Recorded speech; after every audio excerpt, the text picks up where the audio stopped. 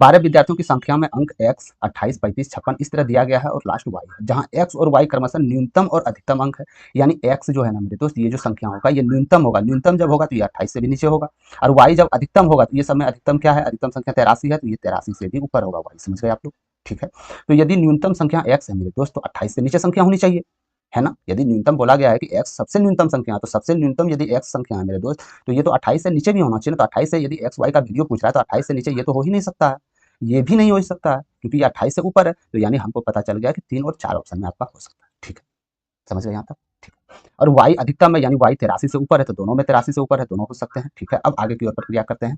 यदि इससे अंकों का परास 70 हो, तो अंकों का परास क्या होता है मेरे दोस्त? अरे वही होता है ना, सबसे हाईएस्ट अधिकतम अंक और न्यूनतम अंक का जो माइनस करेंगे, जो माइनस आएगा वही तो परास होगा। क्या परास 70 आ रहा है माइनस करने के बाद?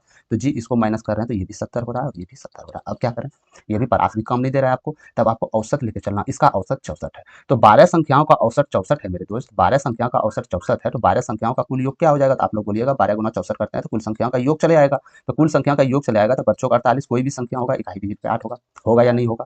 इतना तो आप लोग कॉमन सेंस लगा सकते हैं कि इकाई डिजिट पे कुछ भी होगा तो 8 होगा। ठीक है, तो ये संख्याएं को योग करके, जो योग करेंगे हम ये 12 संख्या, इसका योग करके इकाई डिजिट पे 8 आनी चाहिए। तो इकाई अंक को हम जोड़ लेते हैं। तो ये 0 हो गया, 3 9 3 12 1 13 13 5 18 और 3 21 8 29 और 6 35 और 5 40 8 48, यानी ये संख्या तो 48 हो गया यहाँ तक। और एक्स वाई का वैल्यू बचा हुआ है, तो एक्स वाई वैल्यू अब तो यही दोनों में तो कोई एक हो सकता है। तो यानी इसका सिंगल डिजिट देते हैं 5 5 0, यानी कि 10 0 आ गया। तो यहाँ से आपका हो जाएगा मेरे दोस्त इकाई डिजिट पे 8 ही तो आएगा, इकाई डिजिट पे 8 आएगा, यहाँ भी 8 है, तो यानी उत्तर आपका 3 के साथ चले जाएगा। Correct option option. समझ गए आप लोग? ठीक है, अब बात करते हैं चौथा क्यों नहीं होगा। तो चौथा यदि इकाई डिजिट जोड़ते हैं तो 3 3 6, और 48 में यदि आप 6 जोड़ते हैं तो 54 आ रहा है, तो इकाई डिजिट पे 4 आ रहा है, तो ये तो हो ही नहीं सकता, इकाई डिजिट पे 8 होनी चाहिए। तो इसीलिए आंसर आप लोग का 3 के साथ चले जाएगा।